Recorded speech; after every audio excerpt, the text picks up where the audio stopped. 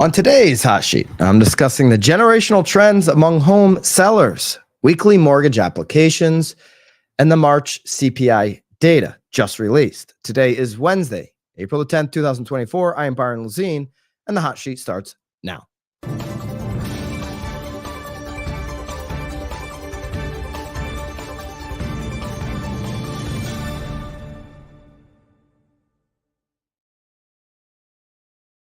It's a big CPI day. There's inflation data that is in as of 8:30 this morning. There is a market reaction we'll discuss. There is a 10-year reaction that I can't say that I love, but we'll certainly discuss as we get into the CPI, just for the people viewing and not only listening, viewing here on the YouTube. This is what the 10 years reaction was at 8:30 a.m. At the CPI release. As you can see there, right at 8:30, the 10-year Treasury yield went straight up. It's like that ride at, whatever, Six Flags or Disney, the elevator, the one that just goes up and straight down. Obviously, we haven't seen the straight down component to this ride, but it has gone straight up. It is a straight line going up, not up and to the right, just up. And that's what the 10-year reaction was. We'll get into why that was the 10-year reaction as we get into the CPI data. Thank you for joining me. And if you haven't done so already, there's a little button down. It's called subscribe. You just go down, hit subscribe, hit the bell. That's how you get the most out of all of our content at BAM, as well as nowbam.com. Speaking of nowbam.com, let's jump into a recent article by Sarah Lentz from the team. 85% of sellers report a high level of service from their agent. Now, yesterday, we went over the buyer generational trends. So today, it's only fitting that we would do so for the seller generational trends. This is an NAR report, 2024 buyer and seller generational trends. Of course, we talked yesterday about millennials being the biggest buyer demographic, and baby boomers would account for the largest share of today's home sellers. So yesterday I made the case, when we're talking about, hey, I've always said boomers, you want to focus on those and get the listings, but maybe I should, I said, maybe it is the millennials because they're the largest demographic of buyers. And we've got that Redfin report, which I don't know if I buy into completely, that says, 3 out of 4 boomers want to just age and play. I'm not so sure about that. And NAR isn't either. Baby boomers account for the largest share of today's home sellers at 45%. So to lead into listings, I still believe the majority of boomers are making their decisions, are spending their money before that big generational wealth shift happens. I see a lot of boomers. I live in South Florida. I happen to be sitting in my Connecticut studio today. I'm curious in the live chat which market you're tuning in from.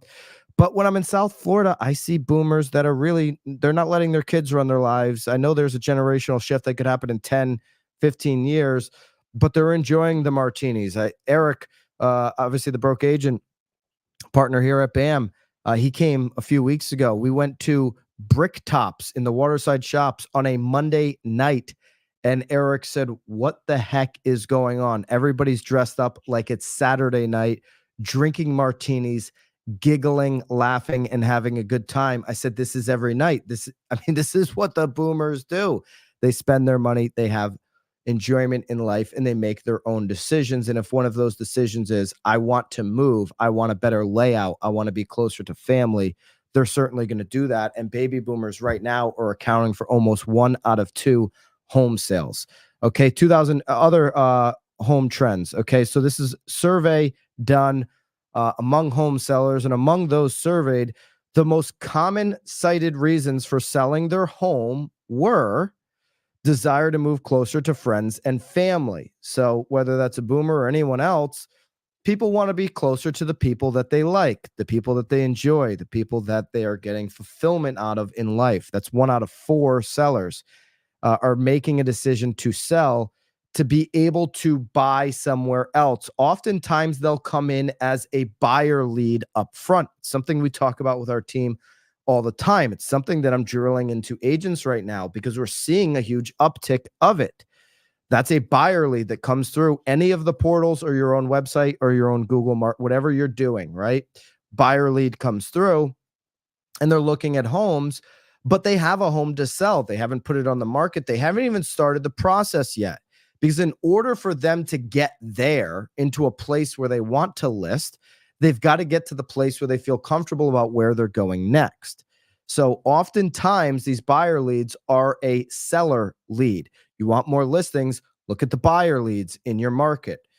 That number is only going up as people are getting more comfortable with the current state of the interest rates. Need or desire for a larger home, that's 13%. That's your classic move-up buyer, second or maybe even third home purchase along the journey. Got kids, got a family. Now, somebody's convinced me to get a dog, not me personally, but this is a theoretical situation. Got a dog, got a cat, got a lizard. I mean, we've got an agent over here who has a bunny and a turtle. Could have anything in the house, need a larger home. Change in family situation, 10%. Okay, that to me, you can group it with one. Okay, change in family situation could also mean somebody moving in, live-in situation for sure. But that's just like, I want to be closer with the family, right? Do I want to be closer and they live around the corner, or do I want to be closer and have an in-law suite for them? 1 in 3, you can chalk that up to 35% are making a family decision on their move. 1 out of 3 buyers or sellers rather are making a decision to sell because of family, because that's what's important. Neighborhood has become less desirable, 9%. Okay. That might be a lot of some of these areas where you've seen crime become a big issue for residents, those types of things, right? Home is too large, 9%. So maybe boomers now in that category. Too large, empty nest, don't need 3,500, 2,000 with the perfect layout, one level living would be perfect in a location that we want to be in. Great. Job location, 8%. Moving due to retirement, 8%. Upkeep of the home, too difficult, 5%. Moving closer to job, 3%. That's just not as relevant anymore as it once was. Only 3% say, hey, I got to be closer to the job. Can't afford the mortgage. Schools became less desirable, and others is a smaller category. Actually, others 11%. All right. Let's go more here. Here's across all generations, the largest share of sellers lived in their previous home for 21 years or more. 25%. Wow. 21 years or more is 1 out of 4 sellers. That's significant. Okay. 4 to 5 years is 14%. 11 to 15 is 13%. 2 to 3, 12%. I think we're going to see an uptick on the 2 to 3, 2 to 4s right now, as some of those folks that made a move in 2020, 2021 are going to become sellers. Let me know in the live chat. Are you getting those calls right now? Are you on those appointments right now? Hey, got out of the city during 2020, had a fantastic 2 or 3 years in this suburban town. I love the town. Nobody's really, family is a big driver. We see it in the numbers. Nobody's really close to me. I'm kind of done with it. I'm kind of over it. Kind of itching to get back to bigger city life. It's where my connections are. It's where maybe my business is. It's maybe where my employees are. Whatever the case may be. Are you getting those calls? Are you having those conversations? I'm seeing them. I'm hearing about them. Think over the next 12, 24, you'll see more of them. 6 to 7 years is 12%. 8 to 10 years, 11. And these are all similar now. 16 to 20 is 11. 1 year or less, very uncommon. Obviously 2%. But really all those different categories outside of 25%, 1 out of 4 sellers being 21 years or more, really you got a strong 10 to 14% in every single category there. Okay, cool. Got it. People are staying in their homes longer. That does kind of validate that Redfin trend that we looked at yesterday. Go re-listen to yesterday's hot sheet. If you are somebody who listens just on Apple or Spotify, love for you to consider leaving a review on the hot sheet. I know more and more of you guys are doing that for the replays as opposed to YouTube. Cool. Love it. Thank you very much. Love for you to consider a review. Among recent home sellers, 65% found their agent via a referral or used the same agent they had worked with in the past. Okay, this is real important. This is really, really important for real estate agents. Okay, where are these deals coming from? 65% found it via a strong referral source. What do those relationships look like? Are you building relationships inside of BAMX and other places? And what is your contact with your clients that you've worked with in the past? What is that relationship? How are you, moving that relationship forward? 65%, that number has increased to 67% for older millennial sellers. I'm an older millennial. So think 40, think high 30s, low 40s. That's your older millennial. They're even more loyal. Okay. We're not the younger millennials. We grew up with a house phone. We grew up hey, is he home yet? No. Okay, I'll call back in 15. And the mom's like, Byron, don't call back ever again. I'll tell him when he gets home. Okay. We're loyal. 67% older millennial sellers. Okay, here are some other methods used to find a listing agent, website, referral by another real estate agent. So that referral that we see there is not the agent referral up top, the big number. It's, I sold my house with so-and-so. She was fantastic. You should call her too. It's the non-biased friend, person in the community, coworker referral. Person contact by agent. So agent outbound, email, telephone. Visited at an open house and met the agent, 3%. Direct mail, 2%. 2% of sellers said, yep, direct mail was the reason. And so often I walk into real estate offices and see agents every time, instead of, being on the phone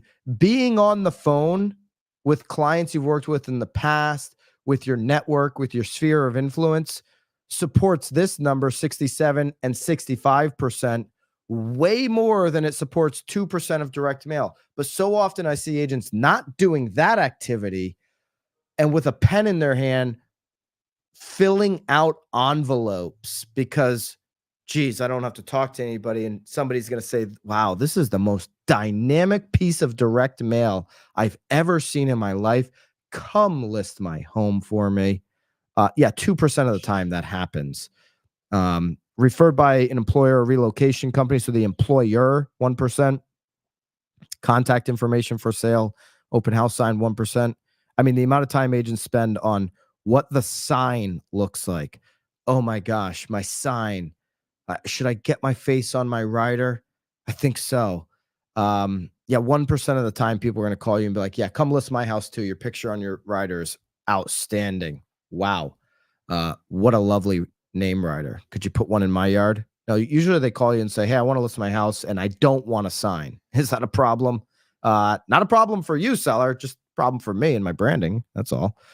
Saw the agent's social media page without a connection, 1%. So this is really important to get.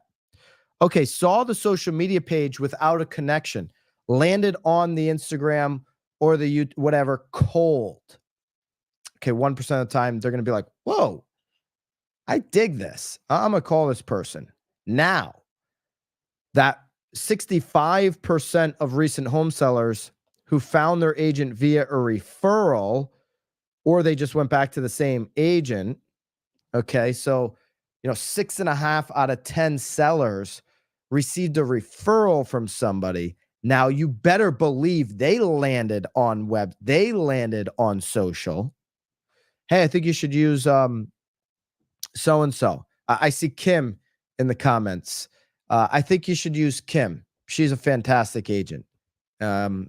She helped me sell my house. Use Kim. Okay, cool. I think I'll check Kim out.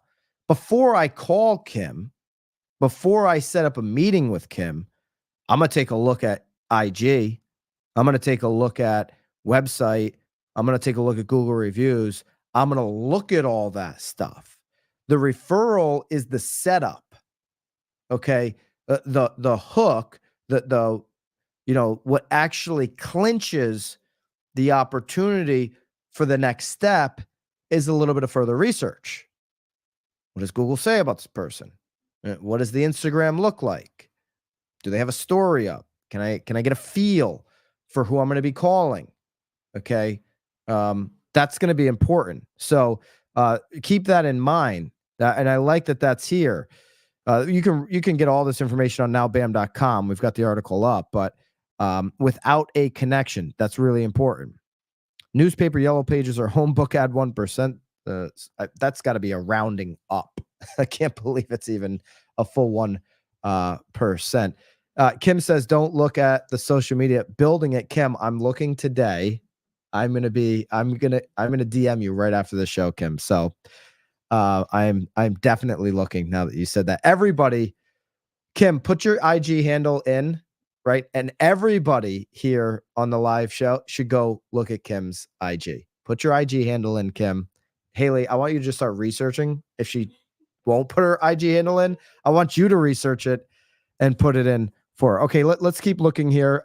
Here's another one. MLSs are big in the news, obviously. Here are homes listed on the MLS. All 88% of sellers are listing on the MLS. This chart will be available in BAMX for you to download. So BAMX members, grab this, because as you're having the conversations with sellers now, where it's like, hey, well, what's the advantage of being on the MLS? Well, what's the advantage of offering buyer compensation? You need to explain this to me. Most people want to be like most people. You don't have to defend, just educate. There's no reason to defend. There's nothing to defend. Most people want to be like most people. Hey, this is what most sellers do. Most sellers get their home on the MLS where they get the most eyeballs on the property. By the way, most sellers are deciding to take the negotiation out of the purchase contract when it comes to buyer agent comp, and they're deciding, let's just get rid of that negotiation and make an offer so that we can control our expenses, so that we control that negotiation upfront as the seller. Most people want to be like most people. When you look at your MLS, like 98+% are going to be offering buyer compensation. 88% of sellers go on the MLS. 8% don't know if they want on the MLS. So guess what? That's probably 96%. 4% did not list on the MLS. Okay. There you go. Most people want to be like most people. Most people make common sense decisions. Being on the MLS is extremely helpful to selling your home. Can't even think of why you wouldn't want to do it. Maybe there's privacy concerns. Maybe your house is overpriced and it's going to sit DOM for an extended period of time. Then it might make sense. Okay. Do some type of off-market situation. There's a solution for everybody. The majority of home sellers in the U.S. turn to real estate professionals to help them. Okay. Here are the reasons why: sell their home within a specific time frame, price their homes competitively, market their homes to potential buyers, identify ways to fix or improve their home. That's 14%. Help find a buyer for their home, help with negotiation, help with paperwork, inspections, preparing for settlement. That's 3%. So specific timing, competitive pricing, the marketing, that's over 60%, those three components. Identifying fixes, you add that in, that's 75% of the majority of reasons people are like, hey, I need a great listing agent. How about service provided by the real estate agent? Broad range of management of most aspects of the home. All sellers, 85%. Limited set of services requested by the sellers, only 7%. The agent listed the home on the MLS and performed few, if additional. So basically entry only, 8%, okay, of sellers. A majority of sellers, most people, and remember, most people want to be like most people. Most people desire, almost 9 out of 10 sellers desire a broad range of services as well as management of the majority of the aspects of the home selling process.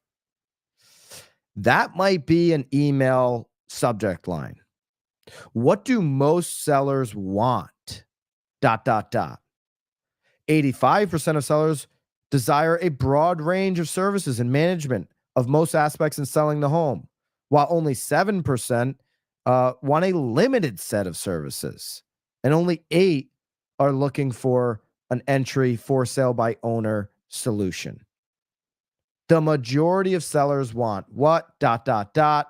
Open it up to find out. That's your subject line. Hey, by the way, maybe that'll be the email template in this week's BAMX in a box. I don't know. I don't know what it'll be, but you have the hot sheet show notes. You have these downloads. You can duplicate even more templates if you want. Everybody that's getting into BAMX right now is getting every Friday, a drop of done for you content. 2 social posts every Friday. Email template every Friday, 2 video scripts every single Friday.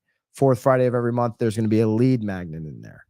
For those of you that are signing up now to BAMX before April 18th, not only are you getting grandfathered in at your current rate, you're going to be like, whoa, the price just tripled on April 18th. Glad I got in now. Why is the price tripling? Because we're doing the content for you.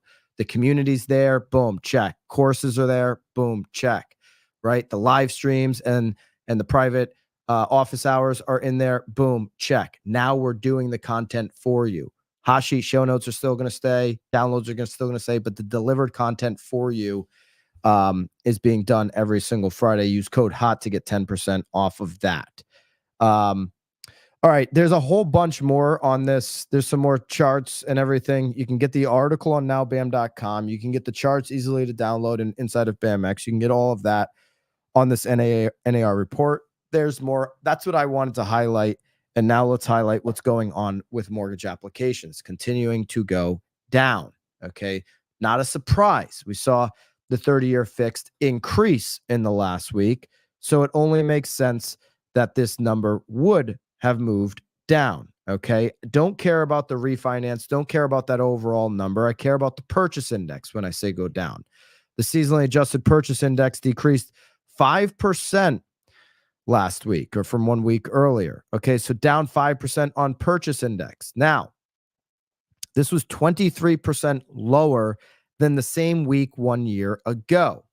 Okay, so why? People are scratching their head. West coast of Florida, people are scratching their head. Pockets of Texas, people are scratching their head in these different markets in the Sunbelt state. We know that there's pent-up demand. We know this, and homes are sitting. Well, while there's pent-up demand, they're still waiting a significant amount of them. Mortgage demand is 23% lower than the same week a year ago. That was lower than the year before that. The buyer pool is getting smaller, not bigger. Just is what it is. As rates go down, will a buyer pool get bigger? Absolutely. We know there's pent-up demand. Not the case right now. Okay? If you had 4 buyers in the market looking at a particular home a year ago, right now you have 3. 1 out of 4 just evaporated. 23% lower the same week a year ago. 5% lower just from the previous week. That's the reality. Something sellers need to be prepped for. Okay, who am I competing with? There's a smaller pool of buyers. Yes, there are pockets and price ranges certainly that are having multiple offers. What's your personalized scenario? What does that look like for you? Okay, it's obviously a personalized, customized situation. But this is an important stat to show. 23% lower than the same week a year ago. Buyer pool smaller. Okay. The feeding frenzies are less often. Are they happening? Sure. Are they February 22? No, they are not. All right. We have CPI reporting that was released at 8:30 this morning. Okay. I shared this at the top of the show. If you're just joining us, this was the image that I gave when we kicked off the hot sheet live this morning. Okay. That's the 10-year treasury yield. For those of you that are listening at 8:30 a.m. this morning, the 10-year treasury shot straight up. It broke 4.5. We've been here before. If you're driving, don't unbuckle the seatbelt and jump out of the car. We're gonna be fine. We've made it through here multiple times.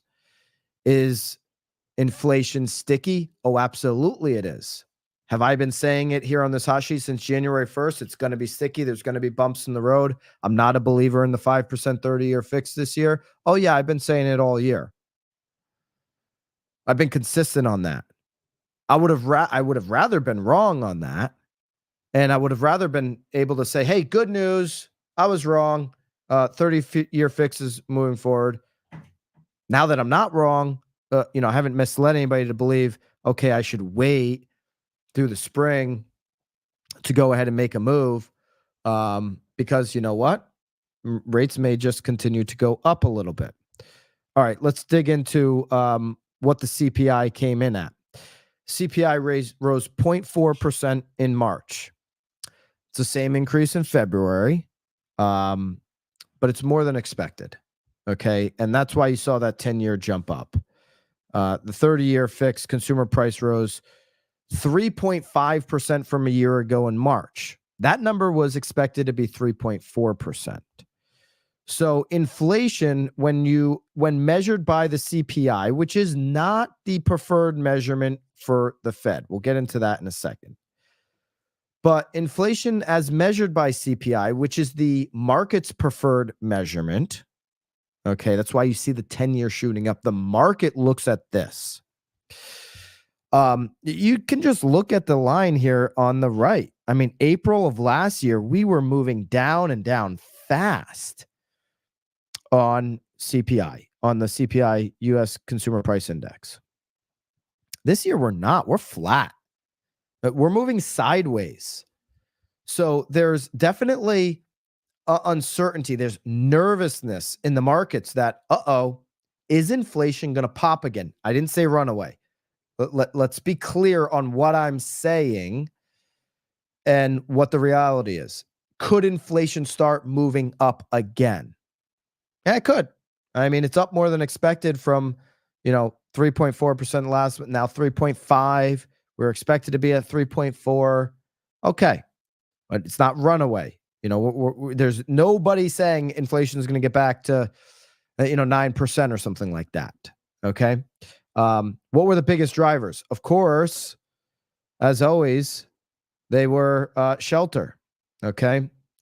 The index for shelter rose in March, as the index did for gasoline. Combined, these two indexes contributed over half of the monthly increase in index for all items. The energy index rose 1.1% over the month. The food index rose 0.1% over the in March. The food at home index was unchanged. There you go, 0.4 matching February. We were looking for 0.3. We were looking for 3.4. We ended up getting 0.4 for the month. We ended up getting 3.5 year over year. Inflation is sticky. Everybody counting on 5% 30-year fixed. You're a long ways away from that. We might also be a long way away from the Fed deciding when to cut rates. Now, I'm a big proponent. DC is going to put a lot of pressure on Jerome Powell before November. You promised 3 cuts. Let's start snipping away, Jay Powell. Let's start doing it now. I think that'll happen. Whether he listens, he doesn't answer to DC. He answers to DC, meaning the presidential administration. Okay. Doesn't answer directly to, can be influenced. Sure. I mean, we all understand that. Answers to Congress. The mandate from Congress, if he wants to go by the book and per his script every time he speaks, is to stabilize inflation at 2%. We're not there yet. Maximize employment while getting down to that number. Okay. So whether there's an election or not shouldn't be influenced. I think there's going to be pressure to be influenced, especially when he's made a promise that, okay, we got 3 cuts coming. The market reacted to those 3 cuts. Stock market has previously reacted to that. That is why now you see today, after CPI comes in hot, the 10-year shoots up. The Dow is down 500 points as of 9:59 a.m. Eastern time today, 1.2%. S&P's down a full point. NASDAQ's down a full point. Why? Because investors are like, dude, we were told 3. cuts are coming. Now look at the CPI data. Look at all the inflation data that keeps coming since Jerome Powell said that. It's like been bad, bad, bad since Jerome Powell said, yep, we're going to do the 3 cuts, maybe sooner than later. Who knows? We'll see. Now the market's like, I made moves. Investors are like, I made moves for these 3 cuts. Now I don't know if we're going to get 2. So they're making moves. They're making adjustments on their investments. You see that reflective across the stock market, pulling back. Maybe the most, I'm not a stock market expert. This could be the most significant pullback of the year here today. It's not great, not in the world. Keep the seatbelt on, please. But it's a pullback. 10-year shoots up today. Okay.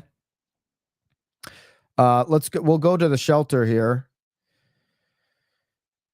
Shelter, which made up on this report. What was the percent? We put this is a 38-page PDF, by the way. Shelter made up 36.184 of this number. Owner's equivalent of rent residences made up 26.7. Owner's equivalent rent went up 0.4. Yeah, that went up 0.4. Overall shelter went up 0.4. That matches previous month. So shelter still being one of the biggest drivers when we look at CPI. Now, what the Fed likes to look at more than CPI is PCE, core PCE specifically.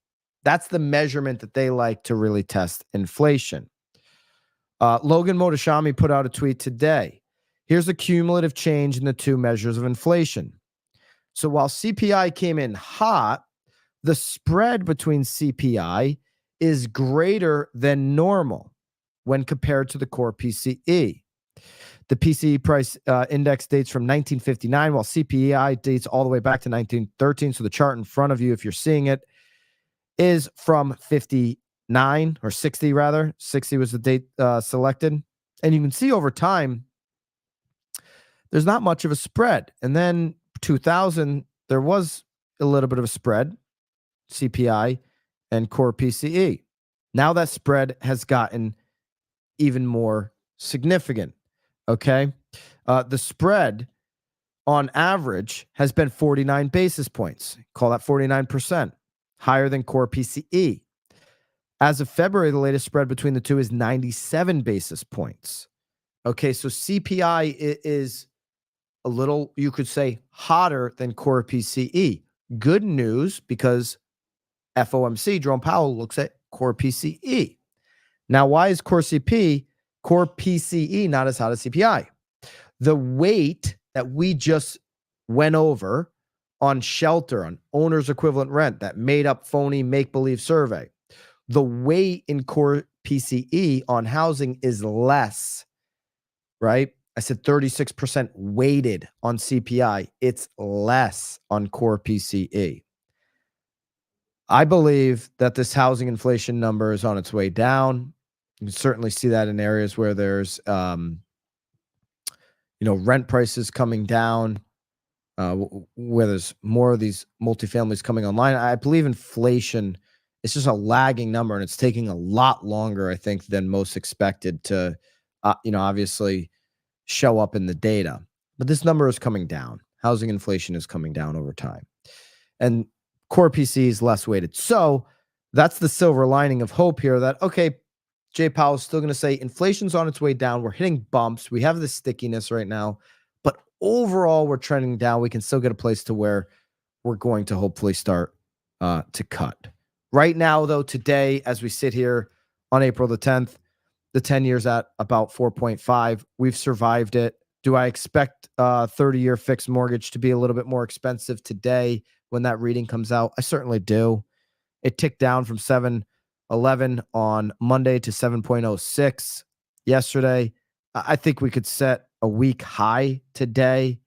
I could almost guarantee it based on the 10-year. We've survived it in the past.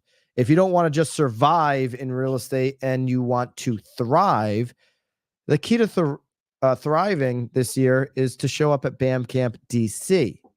Early bird pricing ends today. There'll be a link down below to make yourself irreplaceable as an agent. When we did BAM Camp in Naples last year, it sold out. This is selling fast, and early bird pricing is ending today because of those quick sales. There's limited space available. BAM Camp DC is going to be on June 6th in Washington, D.C., in our nation's capital. I hope you can join us there. Again, early bird pricing ends today, so make sure you do that today. If you're a BAMX member, you get 25% off of that early bird pricing. If you aren't sure of your code, you can email Jill at nowbam.com, and she can get you set up for that 25% off. Hope everybody has a great day. I will see you back here tomorrow as we close out the hot sheet week, 9:30 on the East, 6:30 on the West. Kim, I'm coming for your IG right now. Until then, have a great day. And of course, toodaloo.